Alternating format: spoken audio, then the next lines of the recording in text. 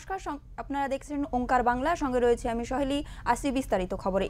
গত বছর নভেম্বর মাসে দেশের প্রধান বিচারপতি পদ থেকে অবসর নিয়েছেন ডিওয়াই চন্দ্রচূড়, কিন্তু অবসরের পরেও সরকারি বাসভবন দখল করে রাখার অভিযোগ দেশের প্রাক্তন প্রধান বিচারপতির বিরুদ্ধে।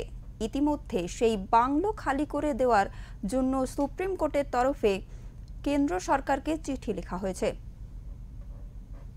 Having been appointed as Chief Justice of the Supreme Court of India, do swear in the name of God do swear in the name of God that I will bear true faith and allegiance to the Constitution of India as by law established. that I will bear true faith and allegiance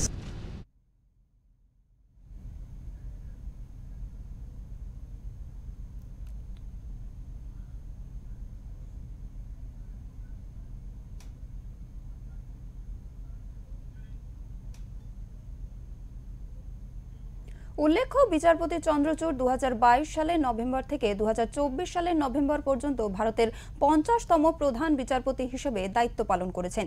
তিনি অবসর নিয়েছেন প্রায় 8 মাস অতিক্রান্ত।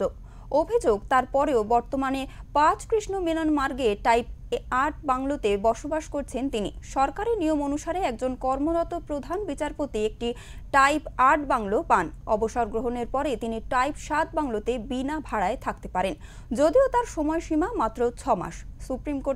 Supreme court প্রশাসন গত 1 জুলাই কেন্দ্রের আবাসন ও নগর বিষয়ক মন্ত্রককে চিঠি লিখে অনুরোধ করেছেন বাংলোটি অবিলম্বে খালি করে আদালতের আবাসন পুলে ফিরিয়ে দেওয়ার জন্য।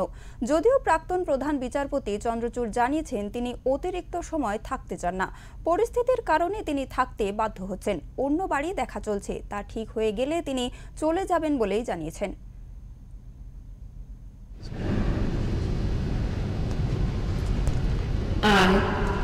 I, Dhananjay Yashwant Chandrachud,